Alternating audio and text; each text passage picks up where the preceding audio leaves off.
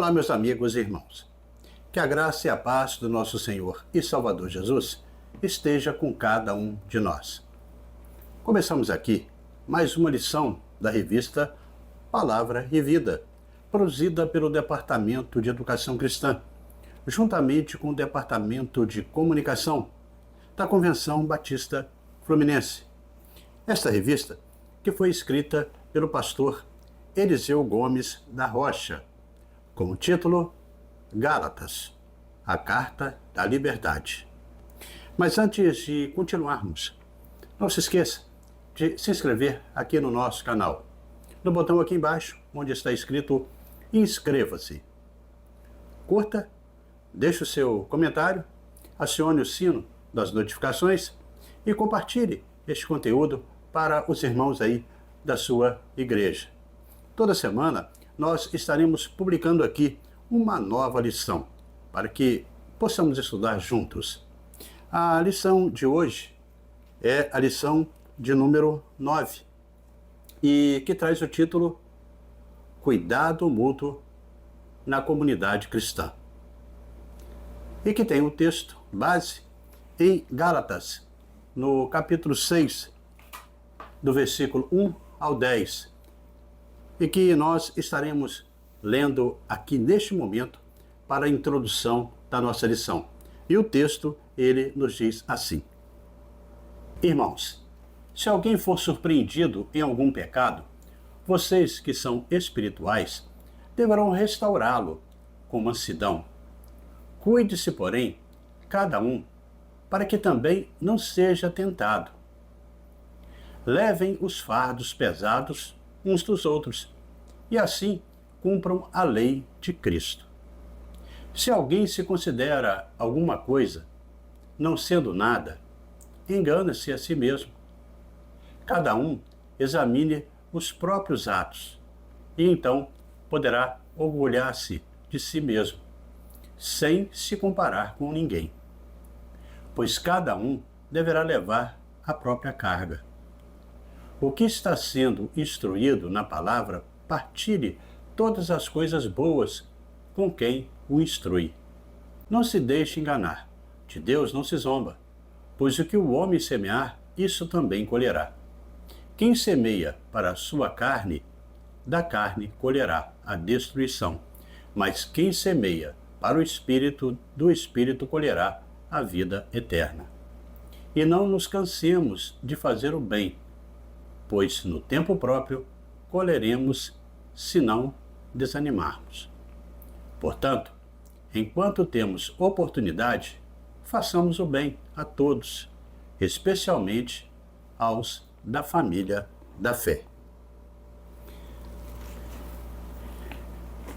Bem, irmãos, o objetivo dessa lição dessa semana é de que, ao final deste estudo, nós possamos aprender sobre como podemos ajudar os irmãos que cometem algum delito. E a importância também da lei da semeadura, entendendo o tempo da colheita espiritual. Mas, antes, no entanto, eu quero agradecer aos irmãos que têm nos enviado mensagens de todo o Brasil, e não somente aqui da área da Convenção Batista Fluminense. Em especial, eu quero mandar aqui o meu abraço para a Márcia Soares. Ela é membro da Primeira Igreja Batista de Campo Lindo, que fica lá em Seropédica, na Baixada Fluminense. Meus cumprimentos também vai para a Maísa Vineron. Ela é da Primeira Igreja Batista de Goitacazes, em Campos dos Goitacazes, no norte Fluminense. E um abraço vai aqui também para o pastor João, daquela igreja. Um abraço também vai para o Enéas Ribeiro. Ele é da Igreja Batista Jeová Shalom, em Saturnino, Braga. Quando você enviar aqui o seu recado, não esqueça de colocar de onde você é e qual a igreja que você pertence. Bem, irmãos, quanto à lição desta semana, nós veremos que a passagem que nós lemos oferece orientações essenciais para a vida cristã, abordando aí a responsabilidade mútua, os princípios da semeadura e colheita e também a importância da persistência no bem. Paulo, ele exorta os crentes da Galácia a viverem conforme os ensinamentos de Cristo, cuidando uns dos outros com amor e compaixão.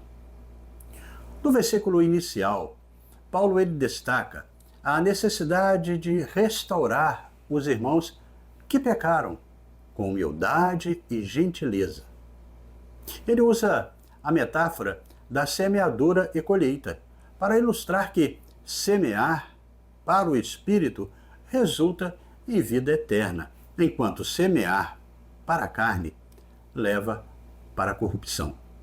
Paulo, ele encoraja os crentes a perseverarem no bem, prometendo uma colheita abundante no tempo certo.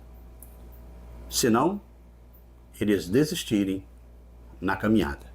Essa passagem, ela inspira os seguidores de Cristo Jesus em sua fé e serviço ao próximo. Nós vimos no capítulo 5, Paulo falar de grande luta e guerra entre a questão da lei e também da graça. Ele agora expressa claramente o que é uma vida pelo Espírito ou uma vida que vai estar presa às obras da carne. Quando chegamos ao capítulo 6, o apóstolo faz aqui o fechamento da carta, falando sobre os resultados que a vida no Espírito produz no viver diário do cristão. Estudaremos, portanto, o amor que restaura o irmão caído, a colheita que faremos em virtude da nossa semeadura e a marca do verdadeiro cristão. Então, observaremos o bom senso, o tato, o equilíbrio na hora de que Paulo vai aí findar esta carta aos Gálatas. Há uma dedicação de maneira muito sensata e também extremamente equilibrada. Ele começa então com uma lista aqui. E inicialmente uma lista de recomendações. E nelas nós podemos sentir essa direção espiritual nítida. E é sobre esta questão que nós estaremos estudando a partir desta lição de hoje. E dessa maneira chegamos ao primeiro tópico da nossa lição, e que traz o título Responsabilidade na comunidade cristã. Responsabilidade na comunidade cristã. Neste tópico, estaremos dando enfoque no texto de Gálatas, no capítulo 6, do versículo 1 ao 5. Aqui buscaremos entender a responsabilidade que temos com a restauração do próximo. É bom que entendamos que a palavra responsabilidade refere-se, em um sentido comum, tudo aquilo que se diz respeito à condição, ou até mesmo à qualidade de alguém em ser responsável. É também o pressuposto que esse ser responsável ele tenha a capacidade de consciência quanto aos atos que ele pratica voluntariamente, ou seja, que consiga saber, antes de agir, as consequências de sua vontade. No final, a gente pode resumir que é a habilidade em dar respostas para todos os nossos atos praticados. Deste modo, no caso dos Gálatas, bem como o da igreja em si, a responsabilidade de curar aqueles que caem em algum delito ou desânimo da fé cristã, não é apenas do líder, do pastor, do missionário, do evangelista, do líder qualquer que seja, mas de toda a comunidade cristã. O termo usado, falta, em grego, ele quer significar queda ao lado, deslize para o erro ou falta. Demonstra então que a importância de nos mantermos sempre prontos a ajudar aqueles que estão ao nosso lado e que precisam do auxílio em relação aos cuidados com o próximo.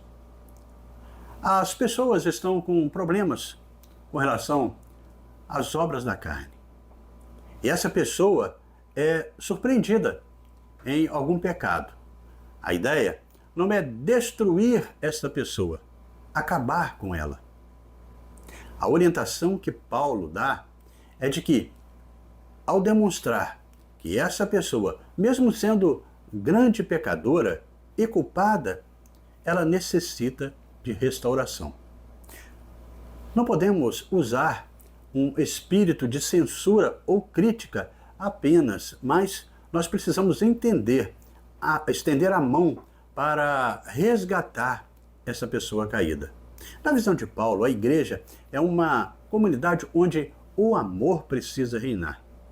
A ênfase aqui é no amor, no sentido horizontal, ou seja, o olhar de cuidado com o semelhante. Aqueles que foram resgatados por Cristo devem ter um espírito de amor e também de misericórdia, oferecendo sempre uma oportunidade para o recomeço na vida cristã do outro. A expressão "se alguém", ela é aplicada a qualquer membro do corpo de Cristo, da ovelha até o pastor. A conversão, ela não é imunidade ao pecado. O crente já nasceu de novo, pela palavra, mas a velha natureza ainda está nele. O aniquilamento da tendência pecaminosa só se dará na volta de Cristo. Assim, registra 1 Coríntios, no capítulo 15, no versículo 53. A passagem de Gálatas, ela nos lembra que, em vez de julgar ou condenar, nós devemos buscar a restauração dos irmãos que pecaram. Isso reflete na essência do amor cristão, que busca o bem-estar espiritual e emocional dos outros. Paulo aqui, ele questiona a postura das pessoas de se sentirem superiores, principalmente quando procura fazer comparação com outra pessoa que nos parece, de alguma forma, em desvantagem conosco mesmo. Esse método é perverso. O que Paulo quer dizer é que nós devemos procurar nos colocar no lugar da outra pessoa, procurar entender a outra realidade, em vez de procurar fazer uma comparação para tentar nos iludirmos com uma pretensa superioridade. A comunidade, como um todo, possui responsabilidade de ajudar, de cooperar, de restaurar aos que pararam e também que caíram pelo caminho. O cuidado, o acolhimento com o próximo é um antídoto que fortalece os laços do amor e da comunhão, protegendo aquele indivíduo que, por algum motivo, ficou pelo caminho, a crescer espiritualmente. Levais as cargas um dos outros, e assim cumprireis a lei de Cristo. Assim registra Gálatas, no capítulo 6, no versículo 2. Ouvimos muito nesses dias que o homem, ele não é uma ilha, né? Creio que os atos humanos, né, atingem a todos. Mas vale lembrar que o cristão, ele é guardião do seu irmão. É um soldado ferido na batalha, não pode ser abandonado pelo seu companheiro, que está do lado. Ele busca, de todas as formas, salvar a vida e restaurar as feridas, para que ele volte ao campo de batalha para combater juntos. Portanto, a lei de Cristo, ela exige restauração e não apenas o espírito de censura. Os atos de amor não são somente distribuir alimentos ou disponibilidade de bens materiais, mas também cuidar e se preocupar com o semelhante, o irmão na fé. Quem corrige não deve ter o espírito de superioridade, mas reconhecer que é da mesma natureza daquele que fracassou. O irmão não caiu porque é inferior ou menos espiritual. Ao tentar restaurar o caído, devemos considerar que a vítima da queda poderia ter sido qualquer um de nós. No sentido de igualdade, reside o amor aí, que nos dá condições para levar as cargas uns dos outros. Precisamos vigiar para não condenar nos outros aquilo que nós mesmos praticamos, ou para não cair em práticas semelhantes àquelas que reprovamos na vida dos nossos irmãos. E dessa forma, irmãos, chegamos ao segundo tópico da nossa lição de hoje, e que traz o título Semear e Colher. Semear e colher.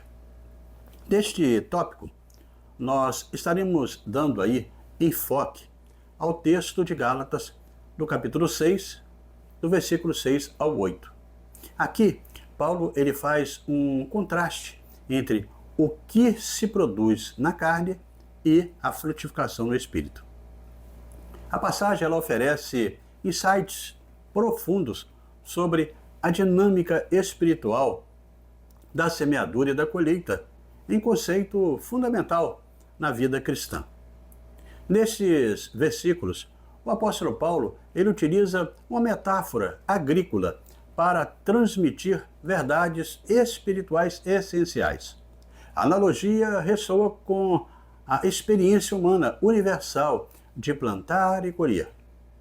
Detalhando aí a lei espiritual, com esse destaque de nossas ações que têm consequências. Tudo o que plantamos, nós colhemos. O homem é livre para escolher, mas não é livre para escolher as consequências do que ele plantou. Esta é a lei da causa e do efeito. Colhemos exatamente a mesma natureza daquilo que nós semeamos. Uma árvore má não dá bons frutos. Em termos de quantidade, colhemos mais até do que semeamos. Há uma multiplicação na colheita.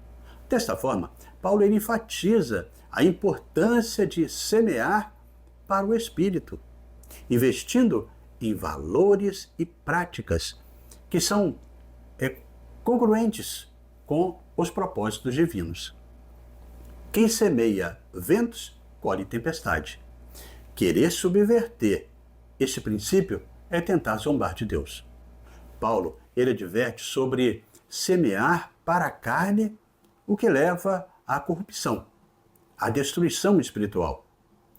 Esses versículos não apenas nos lembram da responsabilidade pessoal em nossa escolha e comportamento, mas também oferecem esperança, pois revelam que, se nós semearmos para o Espírito, colheremos a vida eterna.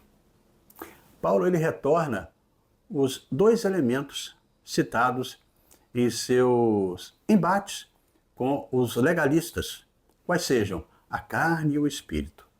Semear para a carne significa dar condições para a velha natureza se expressar livremente, enquanto semear pelo Espírito ou no Espírito significa submeter-se ao Espírito Santo para que ele expresse as suas virtudes e poder como quer em nós. Explorar mais a fundo os versículos de Gálatas 6, de 6 a 8, nos convida a refletir sobre as nossas prioridades e ações diárias. Paulo, ele nos lembra que nossas decisões têm consequências espirituais significativas, assim como um agricultor cuidadoso, ele escolhe diligentemente as sementes que ele vai plantar. Devemos ser também orientados em nossas escolhas e também nos nossos investimentos espirituais. Semear para o Espírito implica em dedicar tempo à oração, ao estudo da palavra, à prática do amor e à busca na santidade, enquanto semear para a carne envolve ceder às tentações do mundo e também ao diabo. A semeadura para a carne é feita no campo do modernismo. Pessoas que investem o seu dinheiro tão somente no seu bem-estar pessoal ou em coisas que lhes proporcione mero prazer mundano. Agem como se o reino de Deus não existisse. O semear na carne, ele produz a corrupção, como assim diz o texto, que é o afastamento definitivo de Deus na eternidade. Ao internalizarmos este princípio, somos desafiados a examinar as nossas motivações e também ações, buscando alinhar nossas vidas com os valores e propósitos do reino de Deus. O semear no Espírito tem relação com o mundo presente e também aquilo que está por vir. Isso aqui é muito comum, pautado na palavra de Deus. Ele usa o seu dinheiro na promoção de um bem-estar, de uma família, de sua família, mas também ele investe no reino de Deus e abençoa os pobres. A semeadura para o Espírito é que visa a buscar, em primeiro lugar, o reino de Deus e a sua justiça. Produz a vida eterna, como registra Mateus 6, no versículo 33. Este texto de Gálatas é um convite para uma jornada de autoexame e também de transformação espiritual, na qual nós buscamos cada vez mais viver em conformidade com a vontade de Deus.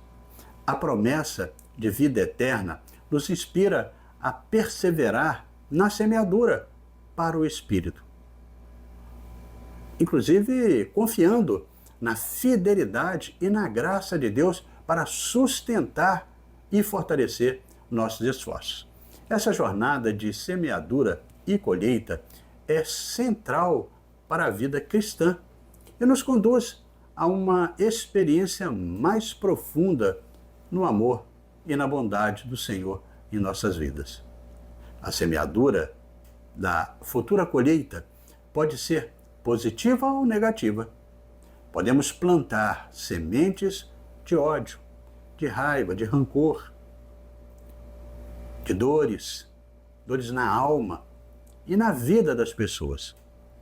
Quando plantamos sementes de amor, fidelidade, paz e também harmonia, nós podemos colher grandes vitórias e frutos para a eternidade.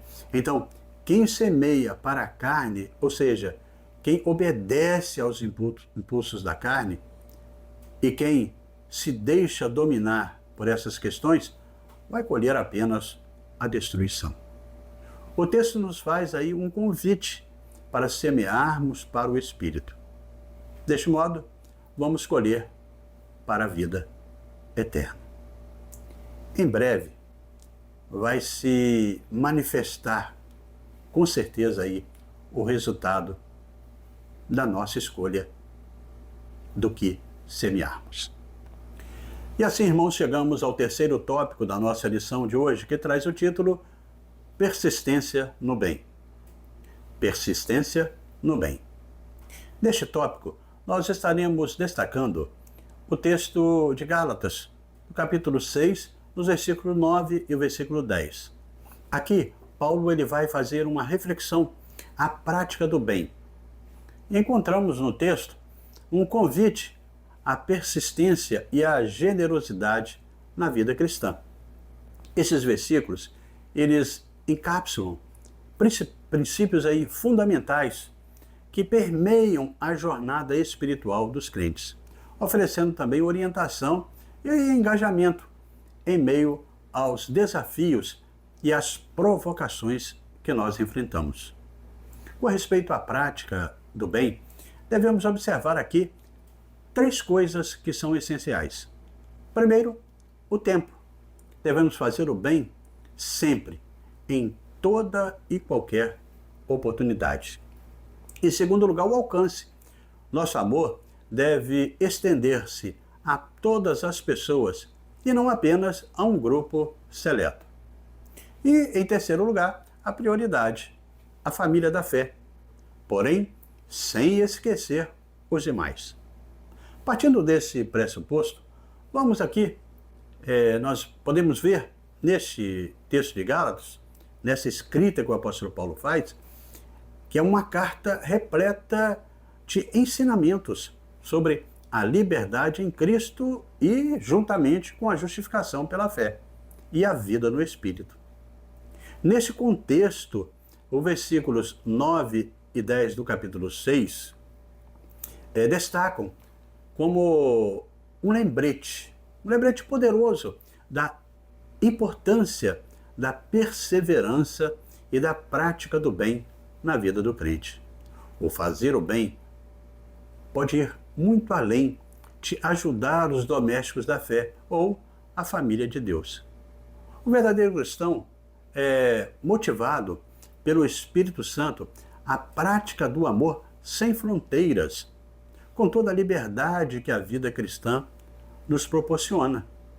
O cristão, ele não pratica o bem por imposição, mas como fruto do Espírito Santo, que faz brotar na sua vida. O fazer o bem vem acompanhado com a exortação de não cansar em fazê-lo. Interessante essa linguagem, né? Porque tem gente que afirma que fazer o bem cansa, não é? Surpreendente, porque muitas vezes as pessoas fazem o mal demasiadamente e parece que não se cansam de o fazer. Mas fazer o bem é uma obra que exige uma perseverança. Então Paulo aqui, ele nos deixa um recado. Não descanse, não desanime e lembre-se, faça o bem a todos. Paulo, ao escrever aos Gálatas, ele estava ciente dos desafios que os cristãos eles estavam enfrentando em suas jornadas de fé. Assim como nós, eles viviam em um mundo marcado pela adversidade, tentações e pressões externas. Diante dessas circunstâncias, a exortação, a perseverança, ela ressoa como um eco reconfortante, lembrando-nos de que não estamos sozinhos em nossas lutas e que há uma promessa de recompensa para aqueles que permanecem firmes na fé. Não era porque havia pessoas carnais naquelas igrejas da Galácia, pessoas legalistas, que eles deveriam sair dando bordoadas nas cabeças daquelas pessoas. Paulo, ele orienta aqueles cristãos para fazerem o bem. Às vezes, você vai até dar uma palavra mais dura, vai ser menos cortês com uma pessoa. Isso se for motivado por um interesse de auxiliar aquela pessoa, de despertar aquela pessoa de uma situação muito complicada que ela está vivendo. Isso é benéfico? Pode ser positivo. Mas se caso a intenção é carnal, é prejudicar, é destruir, então as coisas estão fora dos propósitos paulinos. A imagem da semeadura e colheita que falamos anteriormente, usados por Paulo, ilustra o princípio espiritual. Assim como um agricultor cuida pacientemente no seu campo, devemos também semear bondade, amor, generosidade diariamente, mesmo sem ver os frutos imediatamente. Assim, nós somos encorajados a perseverar, a confiar que no tempo certo colheremos uma safra abundante. Paulo, ele também destaca a importância da generosidade e do cuidado para com o próximo. Essas coisas boas devem ser feitas tanto dentro quanto fora da igreja. A Escritura ela estabelece o equilíbrio apropriado, como façamos o bem a todos, mas principalmente aos da família da fé. Mas nós devemos ter cuidado para não pularmos a primeira parte dessa frase, rápido demais. Os cristãos devem fazer algo bom para todos. O bem apenas começa em casa. Depois também sai se espalhando para todos. Isso é o que os amigos pagãos, eles consideravam, né, tão incomum sobre os primeiros cristãos. E tão atraente também. Eles não só cuidavam de suas próprias necessidades, mas também serviam às necessidades de todos os demais, as demais pessoas. Um dos exemplos que a igreja atual deve realmente seguir. Enquanto nos esforçamos para fazer o bem a todos, especialmente aos membros da família da fé, demonstramos o amor prático, inclusive que caracteriza aí os seguidores de Cristo. Essa ênfase na generosidade e na solidariedade com os outros reflete o coração de Deus e fortalece os laços de comunhão, de amor na comunidade cristã. Isso nos ensina aí uma preciosa lição. Avançar para o alvo na prática do bem não pode ser apenas aí uma realização humana. Precisamos da ajuda e do poder do Espírito Santo. A vontade humana pode cooperar, mas dependemos totalmente da terceira pessoa da Trindade. Paulo nos adverte que precisamos olhar para a eternidade e no tempo certo nós colheremos de nossos feitos de amor e também de graça. E neste caminhar, irmãos, chegamos à conclusão desta 9ª lição deste terceiro trimestre da revista Palavra e Vida. A gente costuma ouvir que a igreja é o único exército que mata os seus próprios soldados. Infelizmente, muitas vezes essa frase ela faz até sentido quando se toma aí conhecimento de erro de alguns irmãos e que muitos preferem comentar com outras pessoas e buscar aconselhar talvez. Mas Paulo, nessa lição, ele abordou um problema do pecado individual, inclusive explicando a responsabilidade de toda a igreja quanto a isso. Um cristão pode pecar sozinho, mas como ele faz parte do corpo de Cristo, o seu pecado ele afeta todo o grupo. A nossa reação aos pecados dos outros não deveria ser de pensar em como podemos livrar aquela pessoa da igreja, não. Mas buscar aquela pessoa. Na verdade, nós deveríamos ajudar os nossos irmãos e irmãs que são membros da comunhão do corpo de Cristo e que estão nessa situação. É uma responsabilidade nossa de ajudar quem se afastou da comunidade, não apenas do pastor, o diácono nessa responsabilidade, mas de todos os membros, de colaborar no resgate daquelas pessoas que estão perdidas. O cristão não pode se considerar superior. O amor nos motiva a ajudar os perdidos, pois somos todos iguais. Aquelas pessoas que cometeram qualquer deslize não devem ser desprezadas, não devem sofrer preconceitos, mas devem ser alvos do amor e da graça de Cristo. e também refletindo assim o nosso amor. Cristo, ele clamou por perdão àqueles que estavam crucificando a ele naquele sofrimento de morte. Paulo, ele nos adverte que se alguém julga ser alguma coisa além ou superior, estão errados, porque tudo é pela graça e misericórdia de Deus. Tudo que temos e recebemos vem dele, e somente o seu amor nos mantém de pé.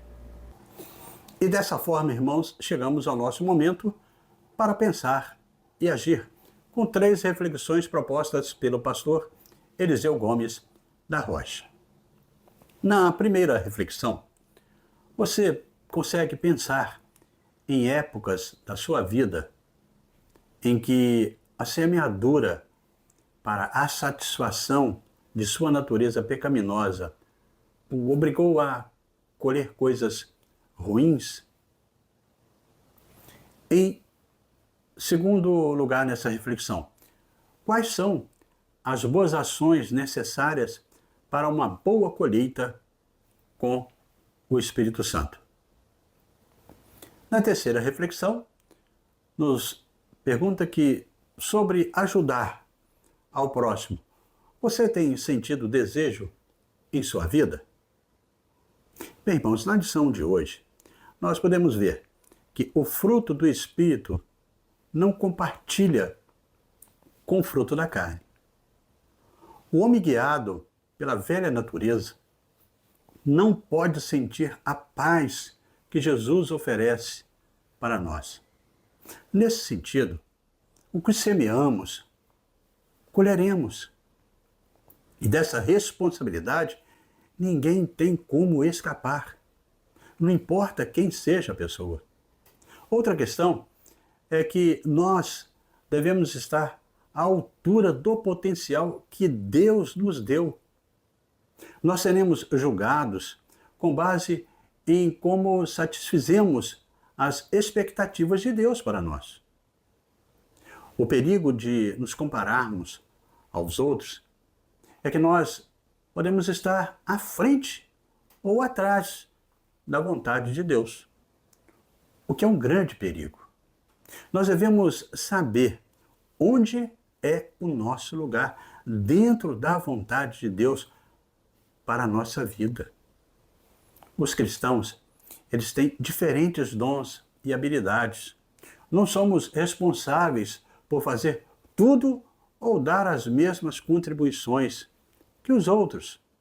Nós somos responsáveis por realizar aquilo que Deus nos chamou para fazer. E assim, amigos e irmãos, terminamos mais uma lição da revista Palavra e Vida. Mas antes de você sair, eu convido você a se inscrever no nosso canal.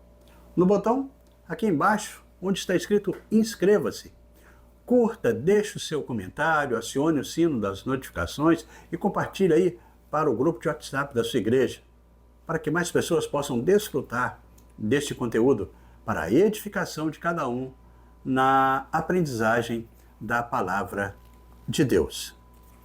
Na próxima semana, estaremos estudando a lição de número 10, que tem o título Semeando e Colhendo. E estaremos publicando aqui esta nova lição, se Deus assim nos permitir. Amém?